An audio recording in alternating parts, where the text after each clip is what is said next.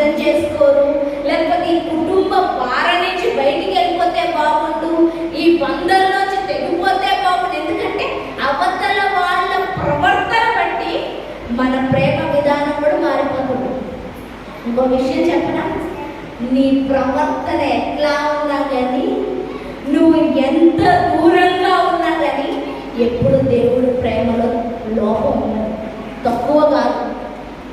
పాలు కాస్తాం, ఏం చేస్తాం? పాలు వేడి చేస్తాం. ఎంత వేడి చెయ్యాలో అంత వేడి చేస్తాం.